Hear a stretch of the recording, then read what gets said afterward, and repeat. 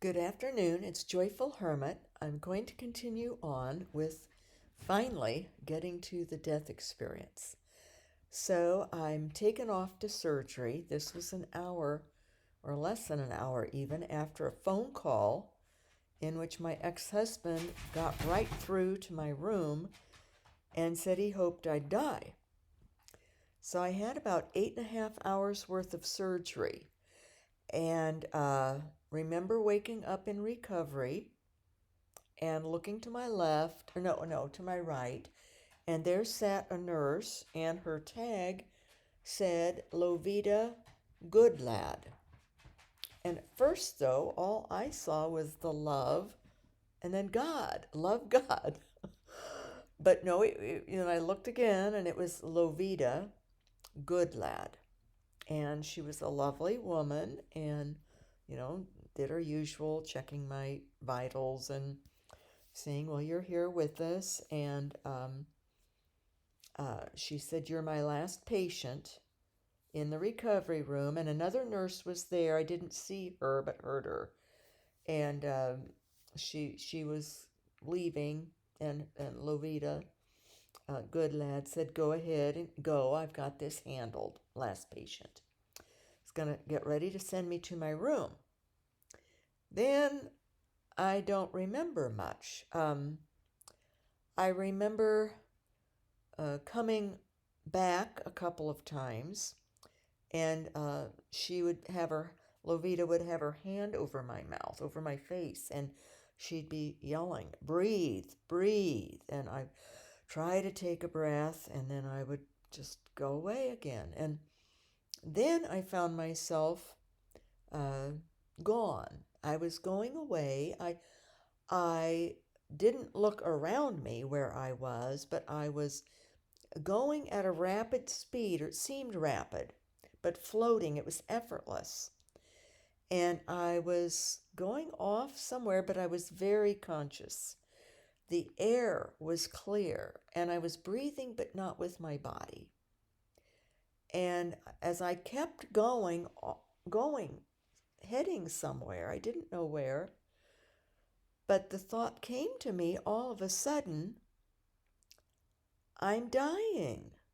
I realized it, that I was dying and that this was death.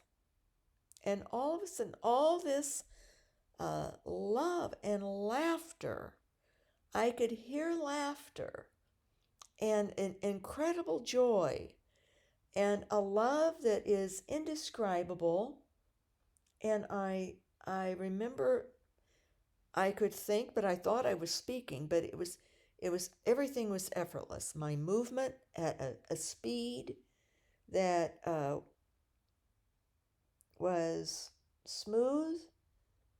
No energy was required. I was filled with energy, but it wasn't anything conscious. I didn't have my body with me.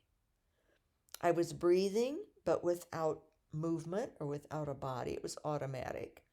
The air was crisp, clear around me. It was cool, like being on a mountaintop kind of air. And yet I saw nothing but darkness all around, but it wasn't at all frightening.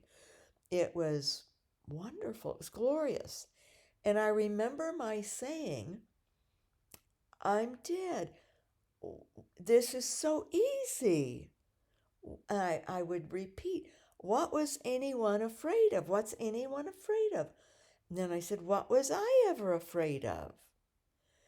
And it was thrilling. It was liberating. And I then entered into a sphere. I was in the very center. And before me was God. And the love emanating and in me and all around was, like I say, indescribable love and joy and glory and peace, all good. And there wasn't the laughter and that kind of joyous laughter I was hearing then, but it's very quiet. And God was before me, but yet I didn't need to see him. But I knew I was right there with God, maybe in our measurements, a foot and a half to 2 feet from him, just right there with God. But I had no body. I didn't need a body, didn't miss it at all. Everything was so effortless. And I could see.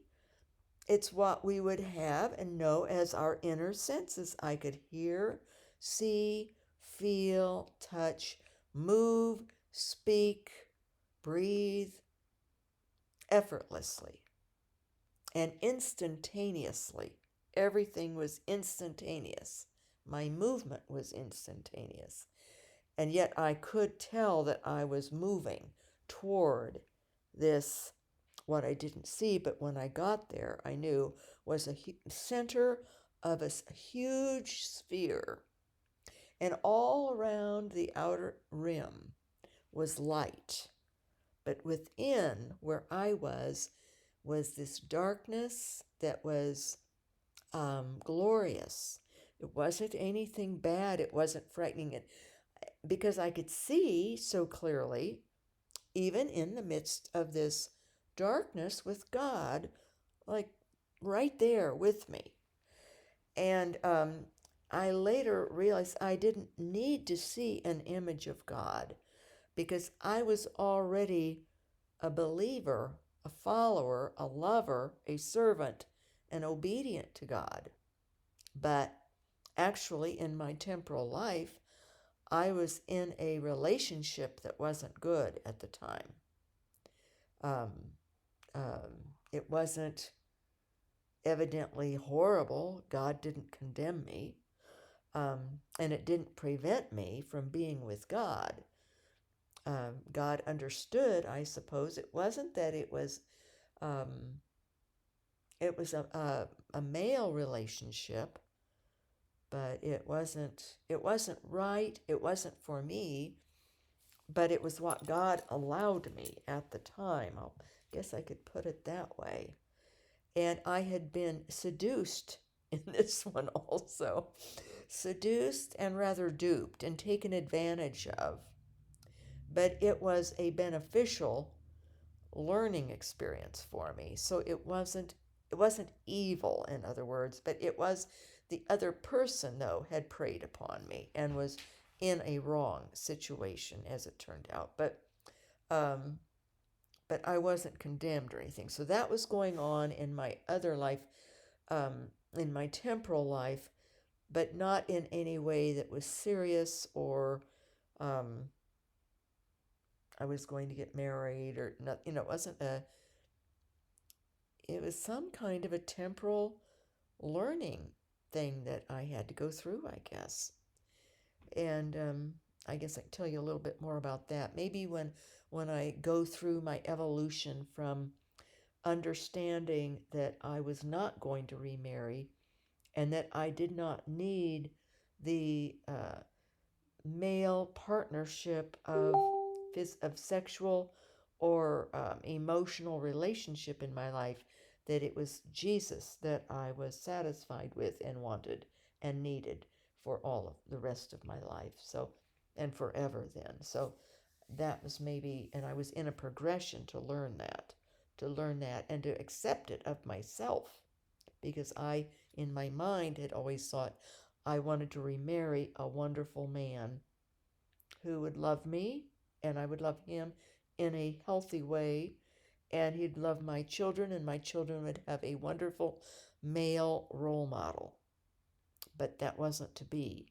They had them in other men in other ways through coaches, and got my son a big brother, an older man who was a wonderful role model, and a cousin of my dad's, a young cousin of my dad's, took my son over as a mentor and a wonderful man and role model for my son. So that's how that got all handled. God handled it through other people.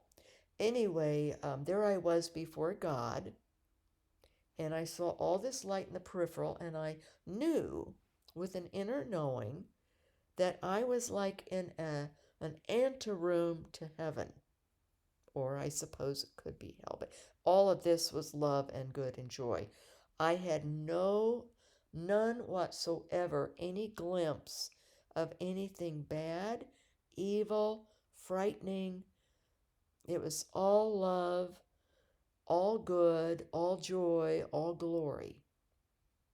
And in the Bible, there is, I think there's references in the Old Testament also, of being in such darkness that it's light.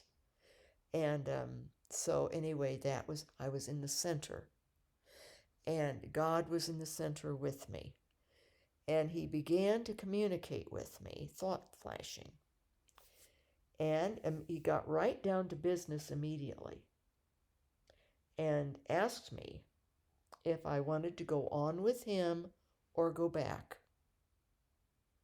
I knew, of course, what He meant. Everything is known. There's no confusion.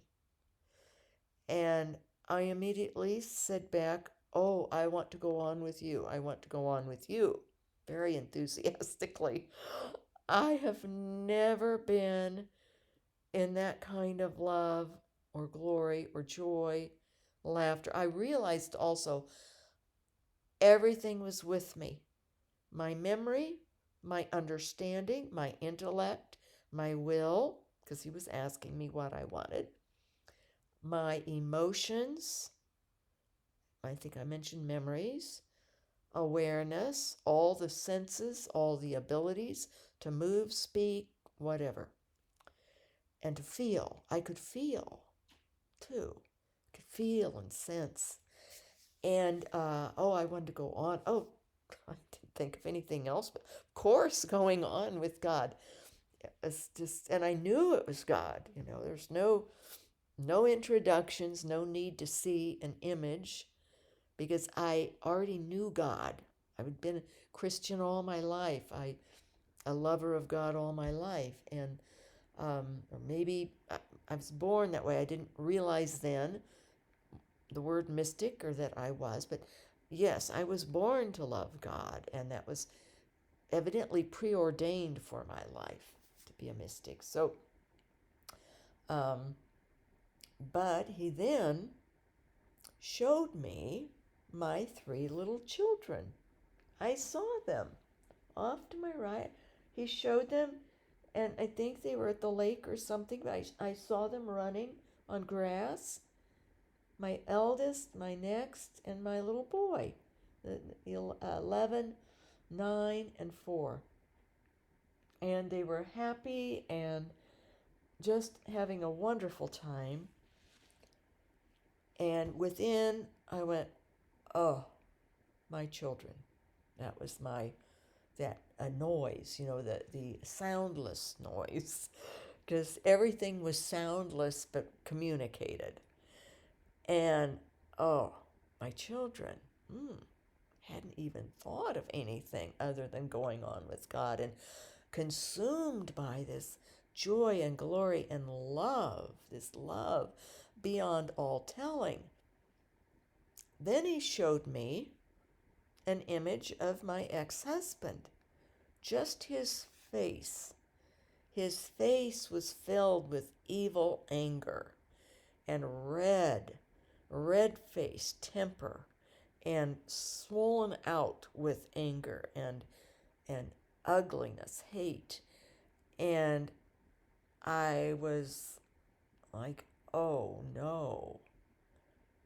I recognized that my children would be reared by my husband, by their dad, who, in what I was shown, was him in a terrible temper. And again, I was like, oh, my children, a knowledge they would be reared by this person who didn't want them anyway. Other than later on, to get at me, he would try to get them a couple of times. But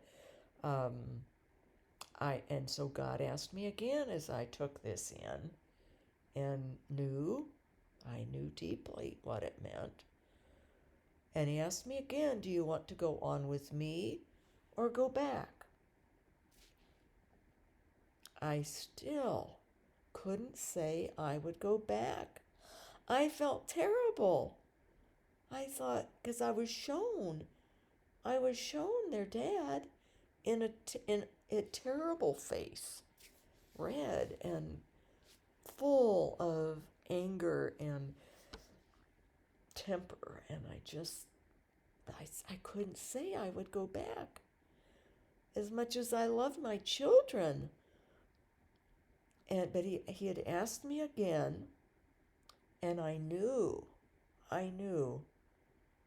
but all I could say to God was, this was the closest I could come to saying anything, was, I will do whatever you want me to do, God. Immediately, he said, and I did have this sense in me when I said, I will do whatever you want me to do. I had this sense floating around in me of some sort that I also had something else I was to do in life. I didn't have any idea what, but I had a sense, besides seeing my children and knowing that they would, what life they would have with their father, with this man on earth. And so I said, I will do whatever you want me to do, God. And he immediately said, I am sending you back. You are being sent back to rear your children and fulfill your mission. Immediately, I started traveling back.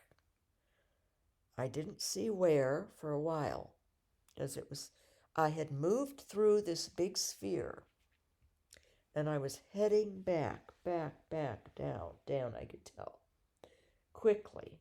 And when I got to a certain point, I could see the operating area, the recovery room, a room off to another side.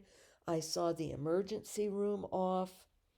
I was coming back in like I was looking down upon a model of a building with the roof off and the walls, and I could see everything. And I could see Lovita Goodlad, and I could see another doctor there. And anyway, I could see my body laid there, and I went right back into my body, then through the ceilings, through down in, and immediately all this pain, and I heard Lovita say to me, breathe, breathe, and I tried to take a breath, and then I must have gone out again. Well, I was there shortly.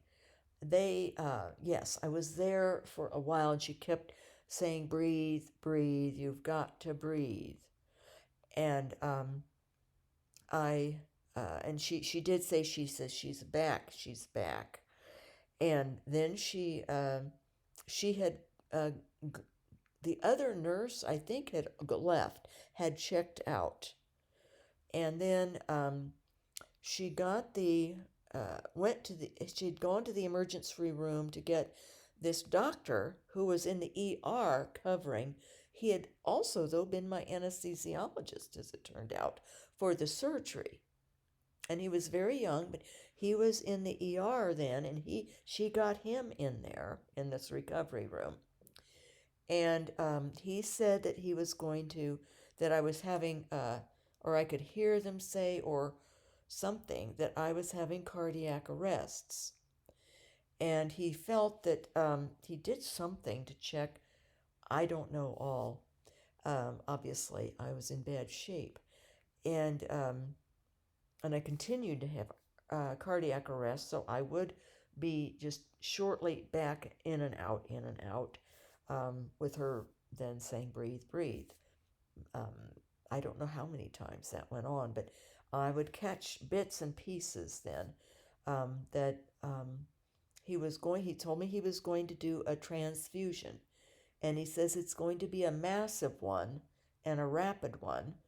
He thought that the blood was out of my one of my ventricles or something. It was that I didn't have enough blood, and he was going to do that. So he says, I have to slit your neck and get this tube in to do this massive transfusion. And he said, you may feel pressure, a lot of pressure, because it's got to be a rapid transfusion. So he did whatever, and I don't know. Evidently, it didn't work. I still was having cardiac arrest, which I was out of it enough that I didn't feel chest pain or anything. Maybe God had protected me in sending me back from. I did feel the pain of my body though immediately when I went back in. Oh my gosh, it was horrible from where I had been. It was horrible compared to being dead. And as it turned out, I was gone quite a bit of time when I was dead. Um, so he did that, and then I think she had gotten this other nurse back that was checking out or something. I think there was another nurse in there. They were all talking, and I think it was I who finally said something about call Dr. McKinley in one of my times that I was conscious, I guess. And but then I must have gone out again, but not all the way, but enough that I was hovering above and could see Dr. McKinley in another room bawling out this anesthesiologist for not getting him sooner, something, or it happened. I'm not sure in what sequence, but, and I felt sort of bad. I thought, well, he tried, he did his best, he tried to save me. But yes, he should have. They all should have thought, call the surgeon back. But they had. And maybe they had when I was with God. The sequences are obviously when you're in and out, and when I was gone for some time, not clear, and they weren't even immediately as far as exact sequence, but all of these events did happen. I remember them as if I were there right now. So Dr. McKinley came over to me, and he held my arm, and he said, you're having a time of it. He says, I don't know if I can save your life, but I'm going to do the best I can. They did check to see if there was anything with the anesthetic that had caused me to die and to have the cardiac arrest.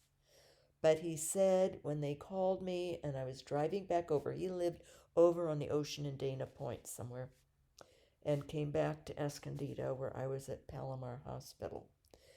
And he said the only thing that came to me was that there might be something wrong with the rods that's causing you to have these arrests.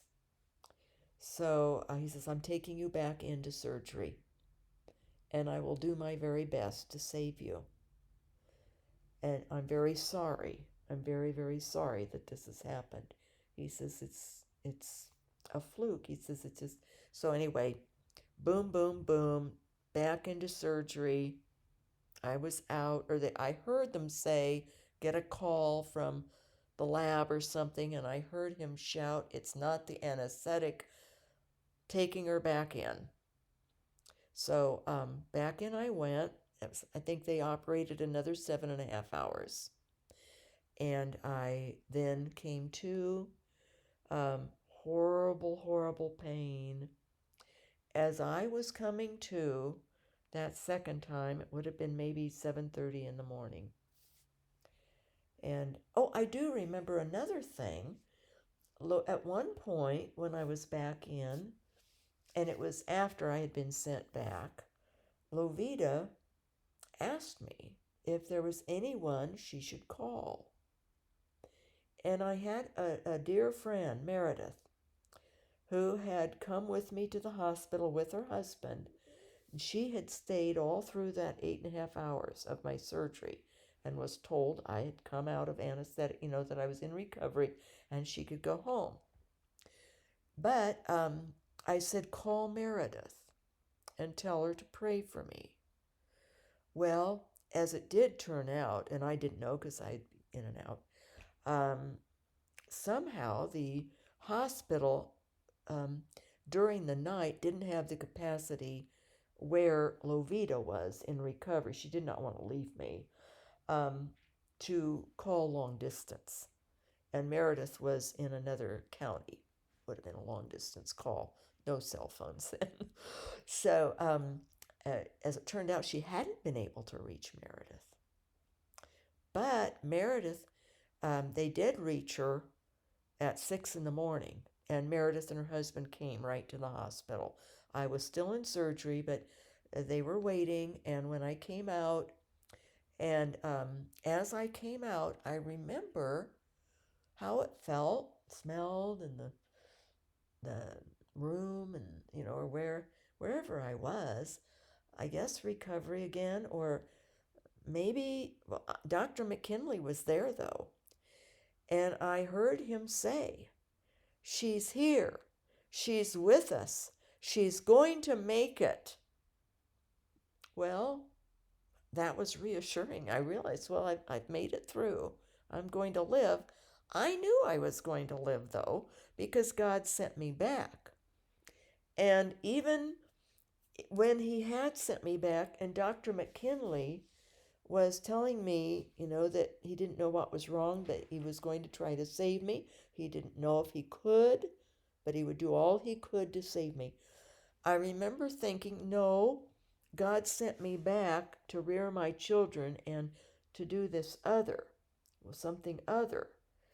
And, but I couldn't talk. I was in so much pain right then, I couldn't say to him, that no, I'll live, don't worry.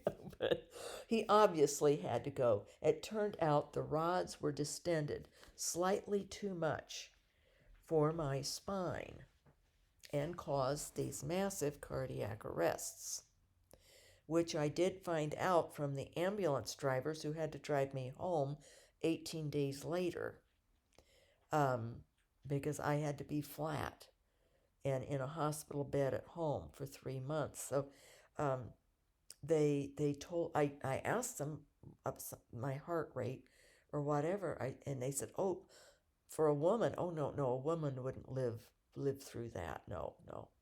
I didn't say that it happened to me, but I just was sort of curious, how bad was it really? And it was. And the time frame, I had been gone probably 30 minutes or more. But I also was in and out at other times where she would be, breathe. And so I was there. I didn't remember at all anything with Dr. McKinley saying that other than, yeah, I'd made it through. And I remember Meredith and Bill there and Dr. McKinley saying, I want her in trauma unit for what she's been through. I was in trauma, but not for long. Some nurse came along and she says, oh, I've got patients that look worse than her. So they took me up to a room, my room is right across from the nurse's station. And I think, or was I in ICU for a while? I think I was in ICU for a while, but out of the trauma center. And I just remember when they took me off the elevator on a gurney, it hit a little bump. And I remember this deep, visceral groan. And I remember Bill, my friend Meredith's husband, getting upset. And Meredith says, they just hit a bump. She's just in so much pain. That's what it is. Don't worry, He thought, maybe I was dying or something right there from the noise that had come out of me involuntarily, from the pain. And I was in horrible pain. And for 18 days, I remember them first trying to get me up. I don't remember much. I was heavily medicated, and I do remember maybe 3 days after the surgery, in comes this nurse. There's her tag, Lovita Goodlad. Oh, it was Lovita, love God. And she sat down on a chair toward the end of the bed. She asked, she says, "Do you mind? Are you able to talk?" And I said, "Yes, and I then, recognized, and I said, thank you so much for saving my life, helping to save my life." And she says, "Oh, no, no," she says, it was, she says, "I just want to tell you about it in case you don't know or remember." And I did remember, but I wanted to hear what she had to say. And because she filled in some other things and explained that, yes, I was the last person in recovery, and she was just ready to send me to my room.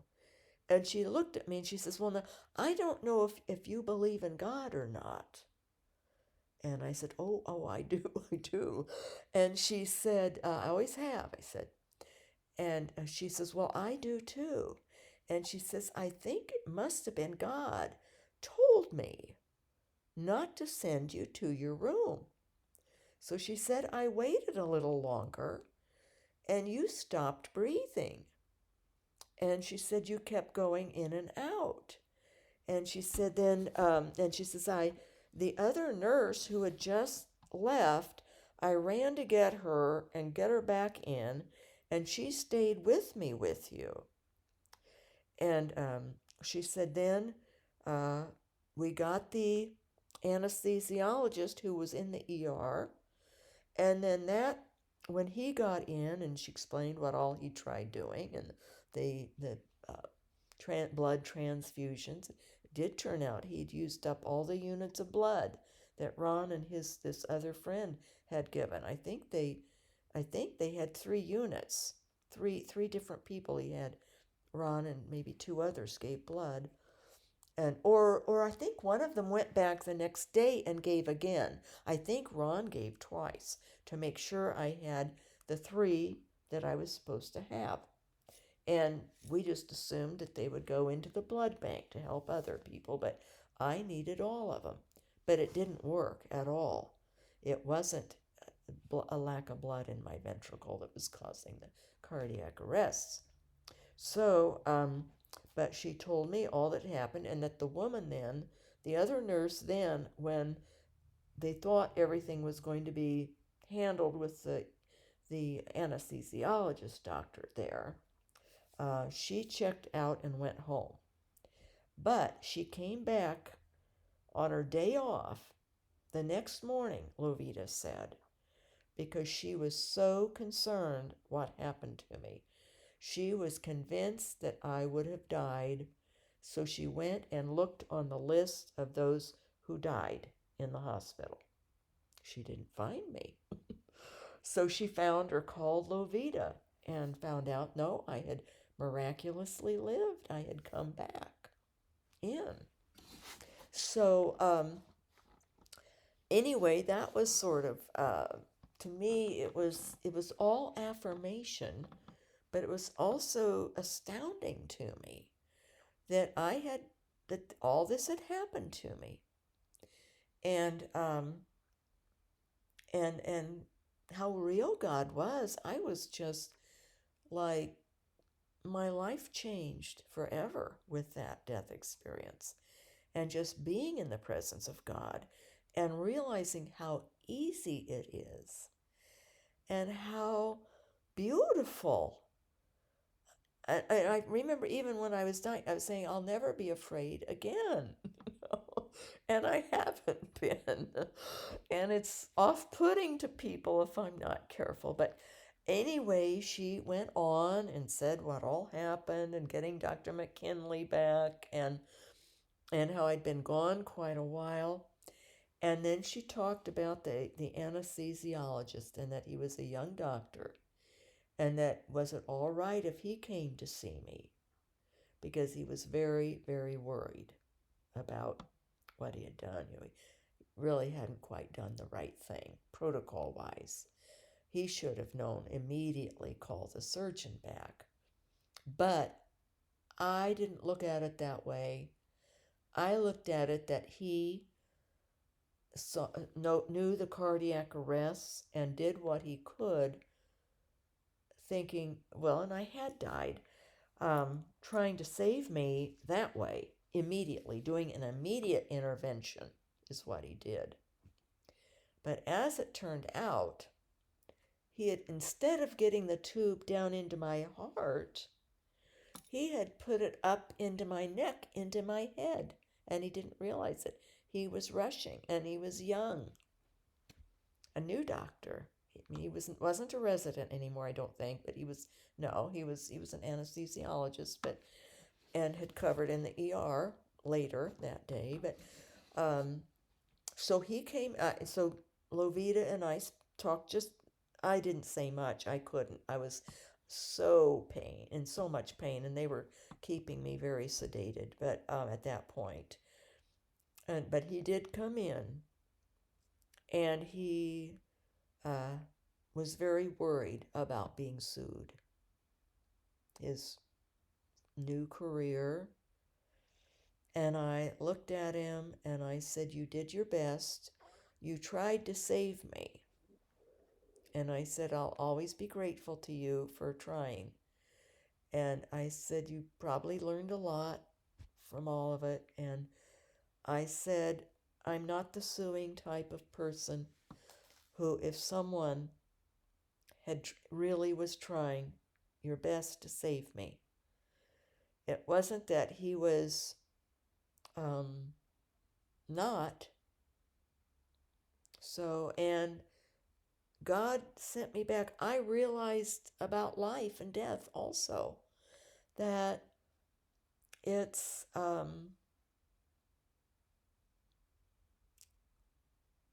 God's in charge of it, no matter what.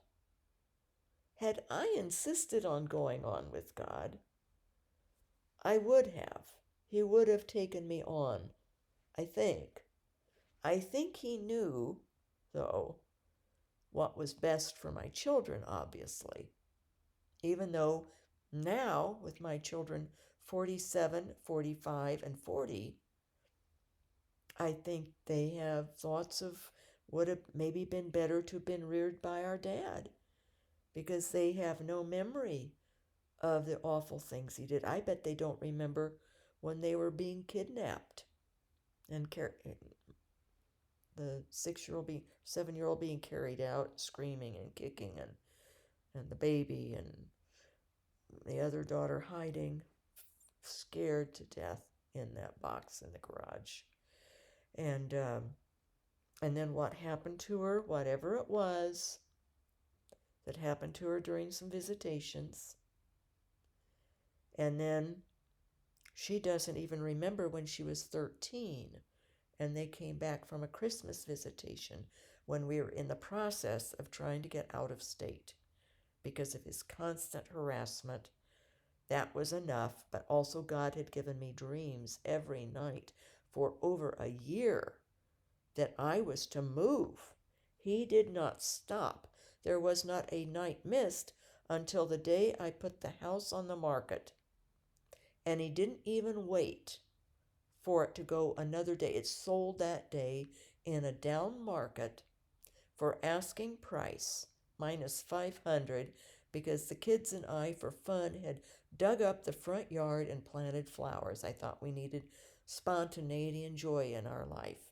And we painted the front door blue, which back then was like, stood out, I guess, is very different. It was a lovely shade of blue, not bright. It was a tasteful shade. But, and we had flowers growing in our front yard. Just let them plant flowers, seeds. It was a great time, and lightened us up. So, and that was our little house that I had to go through so much to get a little house for us to start over. And they loved that house. That was our house, our home. But it wasn't going well there. The harassment, the bad things happening, one thing after another. So anyway, I think now that they don't remember even why we moved. Bad things were happening to my little boy. He was not yet 6, just about 6. Maybe he was 6 then. And the dad was doing inappropriate things in the bathroom and in the shower with him. Perverse and controlling kinds of things. Awful. And my oldest daughter told me how he would scream and cry and beg his dad to get out of the bathroom, that he was old enough to be in there by himself to go, and also with what happened in the shower was disgusting. And she had tears, and she says, "We're not going back ever, ever. We're not going back there." And then she told me what happened to her little brother. I talked with him. He cried and said yes, what Daddy had been doing. And my other daughter knew of it, yes. Heard him screaming from the bathroom and telling his dad to get out, begging him. And so just very inappropriate and perverse. It wasn't a rape or anything, but it was disgusting. And in the shower, too, just a show of his power and manliness, rubbing himself up against the little boy's back. And just, I'm in charge, I'm the man, and I'm in control was the message. And it was, but she doesn't, she doesn't remember. They've asked me, why did we move back? Leave. And I made up something about, well, their social lives were being interrupted, which they were. Other parents knew he would come in a temper to pick them up or to drop them off when I wasn't having to hire someone to do my portion of it all through on my disability income finally. But if he'd get nasty to me and other kids would be there, word spread that he was an unknown entity. And parents stopped letting their children come over to our house to play. And I knew it was only going to get worse. So, because it had been. He had become, and then like I said, the police were worried for me that he was hiring things done or would even do worse, hire something really bad done. So, but that was another impetus that I thought, I have to get very serious about getting us out when that was going on, because he had already been warned and had laid off with the daughters, but the one daughter especially, but I don't think anything ever went on with the other daughter. But inappropriate stuff. So anyway, I told this young doctor, don't worry, I'm not suing you. Don't worry. You tried your best, and I'm sure it was a learning experience or whatever. I said, it's gracious about it, and because God was the one that had me live. And it was sort of as if I knew Dr. McKinley had to do the surgery and get the rods corrected. But I knew when I was sent back that I was going to live. And I couldn't express that to him because I was in so much pain. Couldn't say that to Dr. McKinley. And I don't think I don't know if I told him about that. But Lovita she said she'd never had experience like that. She was in her 50s. She says, I've never had an experience like this, with God telling me not to send you, and then that happened, and now you came back and lived, and I think I did tell her that God had sent me back, that I'd had this incredible experience with God, and that God is so real. And but it was a long 18 days in the hospital, and horrible pain, getting up for the first time, and I had a big hard brace. They had to put lamb's wool in it because I am a thin person. I don't necessarily look so thin. And even sitting there slouching here, my face is more full from gravity, but when I stand up, it, it drains down. And not from gravity, but from being pushed up. So I'm a little bit underweight for my height and everything. But I just so nauseated so much. It's hard for me to eat now with my spine pain. And but I also then, um, Meredith and Bill, and Meredith told me that they called her at 6 in the morning, but she had already hadn't slept much because she says, I was awakened at 3 in the morning and something told me, she says, I'm sure it was God, told me something was wrong. And she says, I started praying for you. So, Lovita, I said, call Meredith and tell her to pray for me. And she couldn't get through with the phone lines until 6 in the morning. But Meredith, God told Meredith and woke her up. And Meredith knew, responded, and prayed for me. So, and then other things happened. Uh, I had a tape recorder there because I would tape messages to the children, and a friend would come and mail them back. My mother said, oh, the kids were having so much fun. She says, I don't want to hurt your feelings, but they don't want to sit to listen to their mother. They have no idea what all happened. I didn't tell my parents until they got out. I didn't want them to be upset until because they were driving back and getting back to Arizona, and then they drove up from there. But my insurance, my surgeon was having a time with the insurance people. He really wanted me in the hospital longer than I was in, but insurance was already pushed to the limits with my 18 days because I was young, and they and other people too. They thought, well, must not have been so bad until they found out um, how bad it was. But um, so um, I needed somebody to stay with me, and I didn't really have anyone that I thought of at the time when I was told immediately in the hospital that the insurance was at the end of their time, and I would need somebody there until my parents came, and it was going to be about I think a 3-day gap.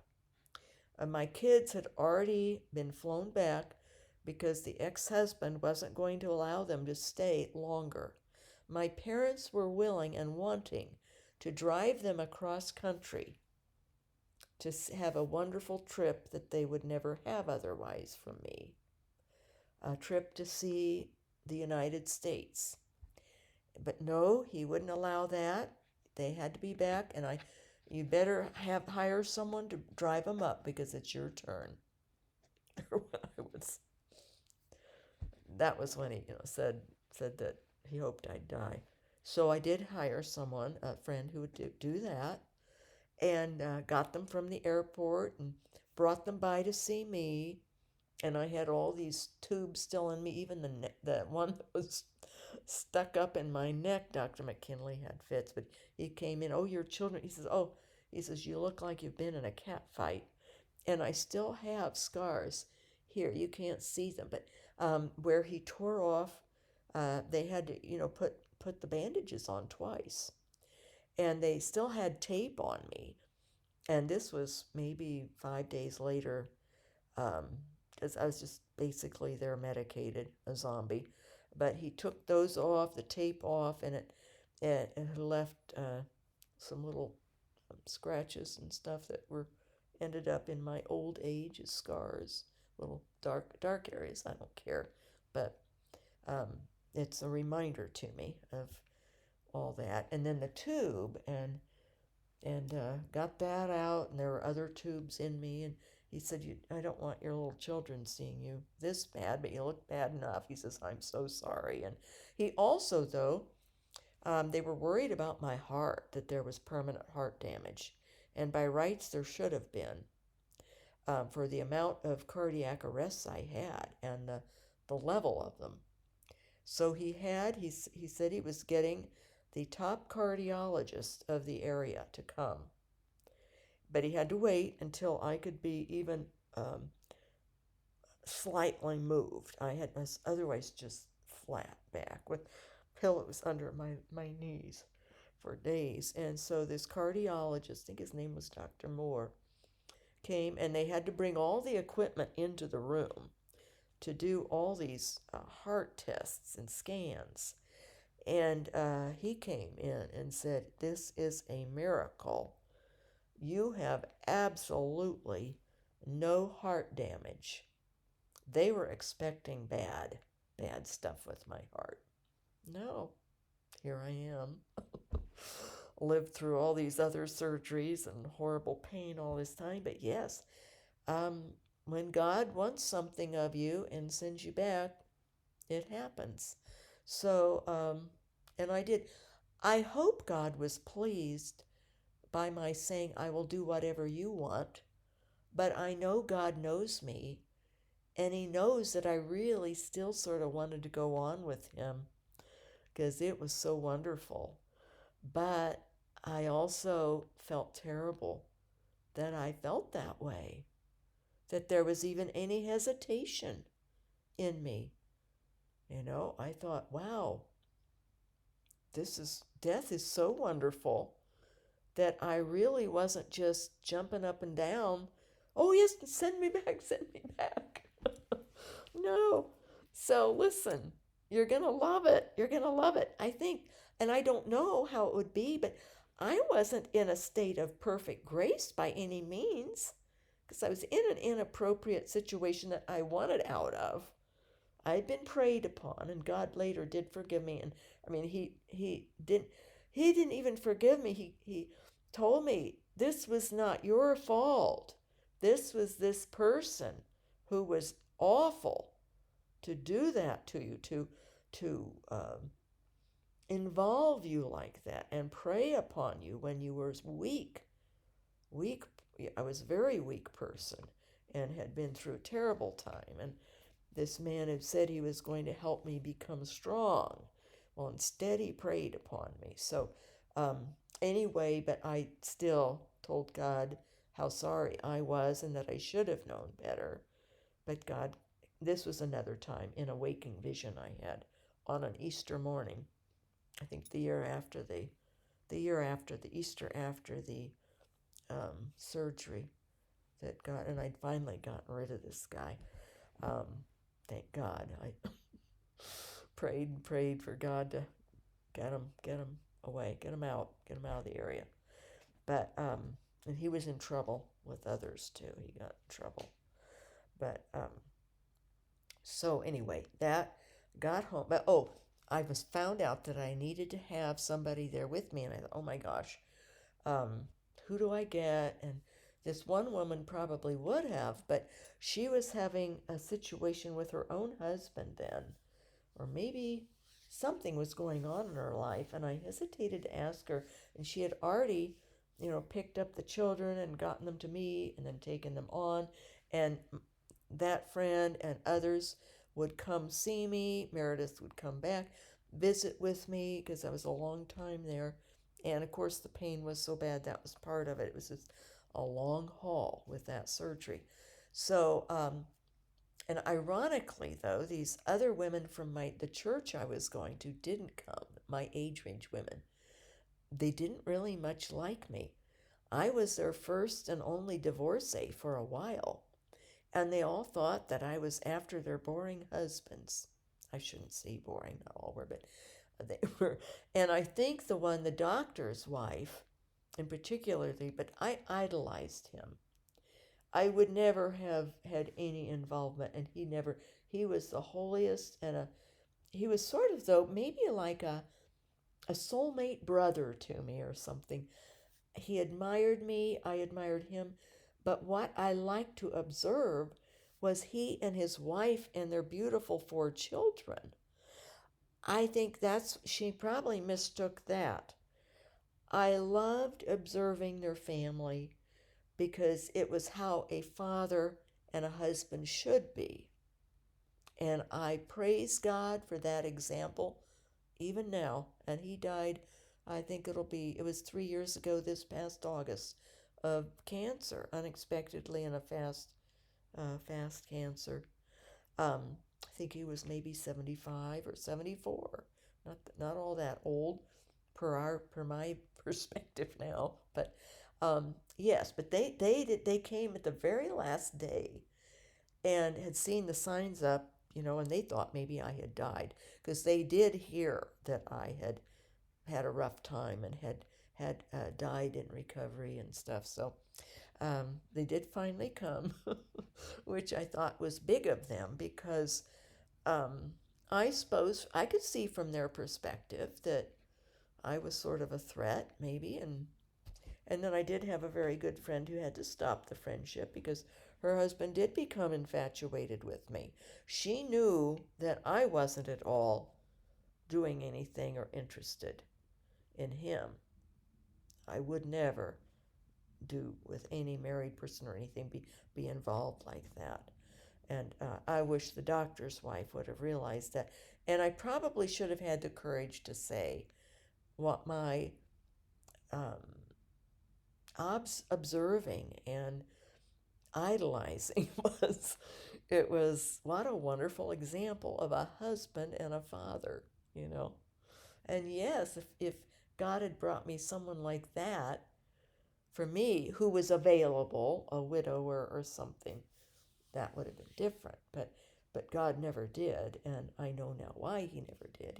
He wanted me for himself, and I would probably have never worked out with anyone else, um, because that's my destiny, is Christ, my spouse. So, and I know that now after having tried or having a couple other involvements, but never with anyone who was really that available in any um, right way, age wise or otherwise, or availability, or, it's just so whatever. But anyway, in comes this woman from 2 years prior, where I'd worked in the first school district that I got my teaching job after I needed to get back into a classroom. And Beverly Hills would have hired me back, but uh, Dr. Levine, the principal, said that he wouldn't know until August if they had an opening. Turns out they did have an opening, but I was best off in this small town, protected and lovely little church where we went to, and my children were accepted, and I was, for the most part, especially by the older people.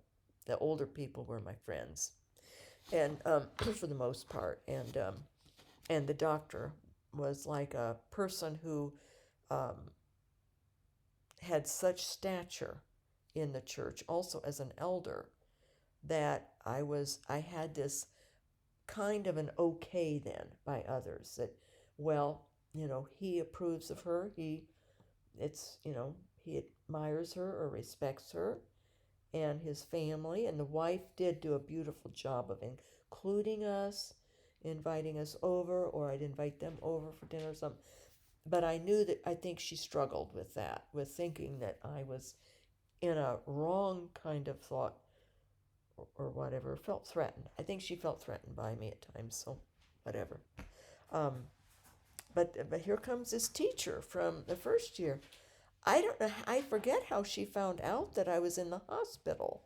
She ran into somebody who told her the tale of Joan, or oops, said my name, the tale of me, and how I had died and been sent back and all this, and what a terrible surgery. And she came in and she cried when she saw me.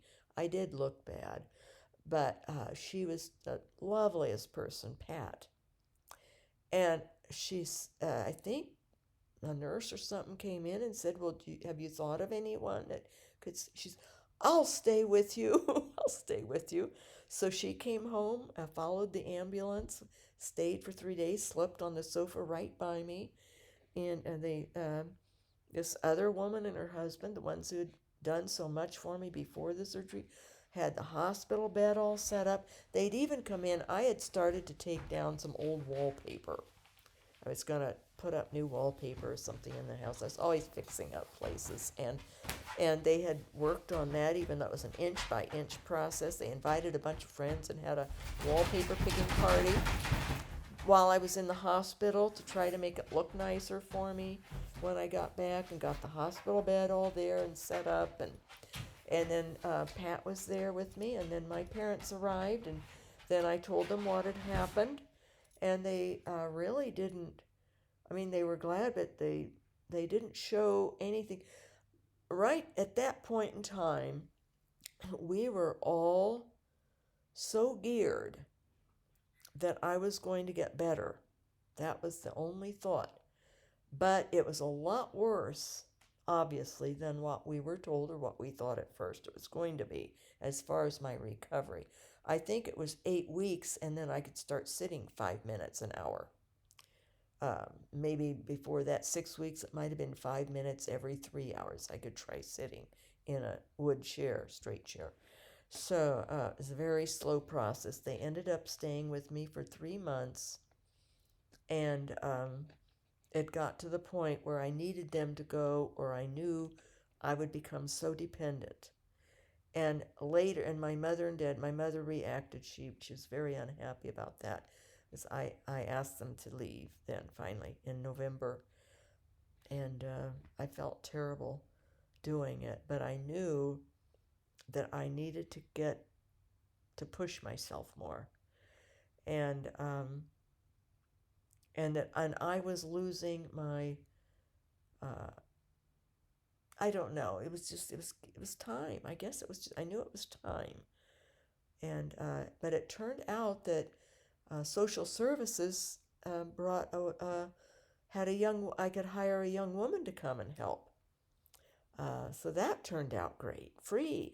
They paid for it. Social services did. Somehow they found out, and so much good came of things. But my mom later told me that had I not made them leave, that she said they would have had a hard time ever leaving.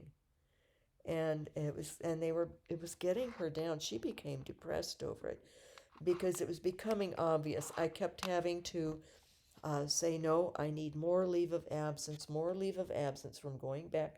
And that was back to that a school where the principal was convinced I was faking.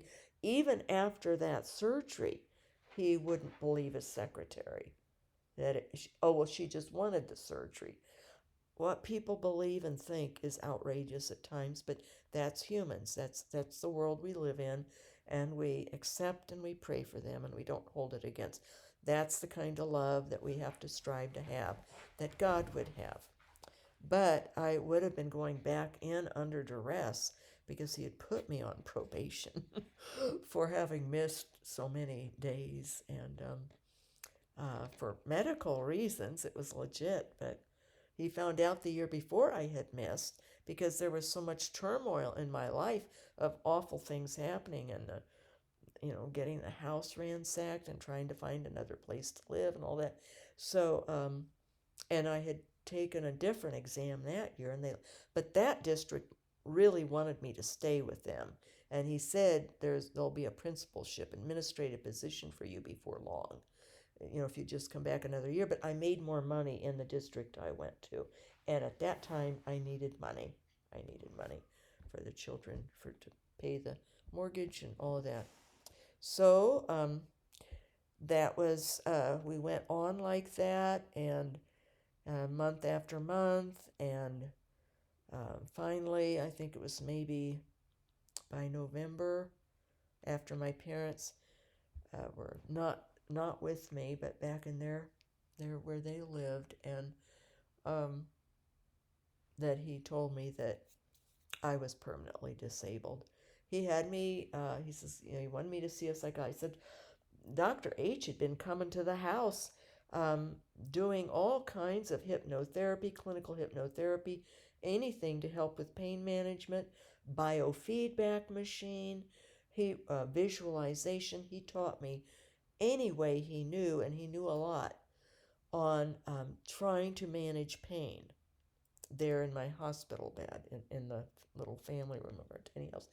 And I told Dr. McLean, I've been seeing us. So he called to make sure, nothing was psychologically going on with me, that I was holding on to pain or something like that. And was assured, no, no, quite the opposite, that I handle high levels of pain. So Dr. McKinley also then sent me to have nerve testing done. That doctor, that neurologist, told me, you're going to have to be on pain meds the rest of your life, and said, I advise you to even start chew them and take them with warm water if you can, to protect your stomach. And also they will work faster. You won't have to, your stomach and digestive tract won't have to work so hard. So he gave me tips on that. All of this was a horrible shock and reality therapy. My career was still didn't think that I still hadn't given up on my career. That came a little later. Dr. McKinley also then sent me to a nerve testing facility that would test how much pain I could tolerate. So wired me up, this man did, and said, let me know. I'll ask you every interval as we get going on this. He says, I'll keep raising the shocks you are going to receive, and you tell me when you can't bear it anymore. Okay. So he kept going up and up and up and up. This, no, it's fine. Finally, he came to me. He had tears in his eyes, and he was flabbergasted. He says, I'm stopping this test. He says, I have you up at 45, whatever that was. And he says, and you still can handle that. He says, I have grown men who are screaming and crying at 15. He says, enough of this. I can't do any more. And he sent to Dr. McKinley. She has an extremely high pain tolerance level. And that worked for me through life. Praise God for that. Because I could withstand more pain to bear up in front of my children. But it told me a lot about the level of pain, that when I would have these horrible pain sieges, when I was back in the Midwest and didn't have pain meds anymore at all, I would cry and sometimes scream in pain, and that was hard on them. But then I knew it was serious pain. And then since, when I found out 4 years ago from a neurosurgeon here who did my major surgery here, had to take out everything that was done back in 87 and redo everything. And that was a year recovery for that surgery. But in 2019 it was. But then when I knew it was arachnoiditis and read about it, and read that it's the pain of metastatic bone cancer without the gift of death, I realized, yes, praise God that he gave me this high pain tolerance, and that I can present myself fairly. Like right now, I'm having horrible pain in my lumbar and down my legs, but I'm yapping away. It's been probably my longest video yet. So by about February of that year, that my school district called and terminated me on the phone. I sobbed and sobbed, and I couldn't afford my insurance, so I had to let that go. Until I was 65, I had no insurance. But God took care of me. About a week after I finally got some Medicare, and only by a fluke that I got it, because I didn't have enough quarters when I was 65, I started having things go wrong. So, and I was covered then finally by insurance. So God will take care of us. And if it seems like he's not, he's got a reason for it, like all this suffering. I was chosen to suffer this for various reasons, and maybe talk about that another time. But God bless his real presence in you. And also, I was not taken very far. Like, I've listened to other people's death experiences, and they actually, see heaven and see all these, and also see images of Jesus, or God will reach a hand through a curtain for them, things like that. Or a couple of them I've listened to have been shown hell, and they came back and changed their lives. But uh, I had enough faith and was enough religious. I didn't need to see an image, and I didn't need to see heaven, um, where I was, if that's heaven, if that's going to end up being my heaven or whatever. Well, there won't be, because I know there will be people, but I felt it was an anteroom to heaven, where he had me to make this decision. And he probably knew me, that had he taken me further, I might not have had the wherewithal to say, I will do whatever you want. I probably would have said, no, I want to go on. I don't care what. Who knows? But because what I experienced in the anteroom was so glorious that I could not come out and say I would go back.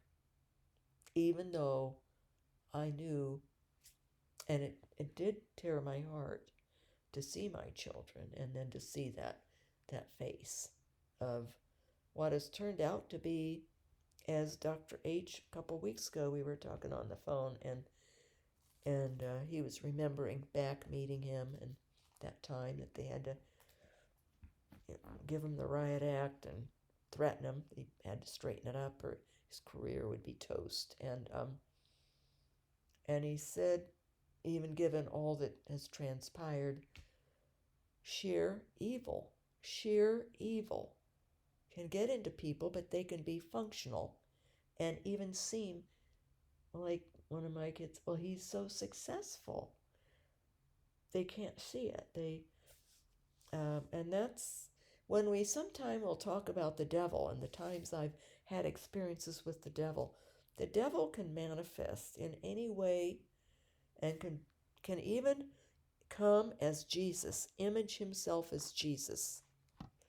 Um, and in life, evil that gets into people can deceive like no other. God bless his real presence in us, and I hope you benefited by my little death experience. Like I say, we thought it was about 30 minutes.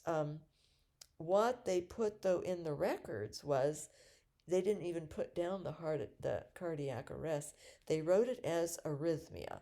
I think they even wrote slight arrhythmia. Dr. McKinley was concerned and protecting against lawsuit for the young doctor. And he didn't know that I wouldn't do that, and maybe possibly himself also protecting against that. But never blamed him.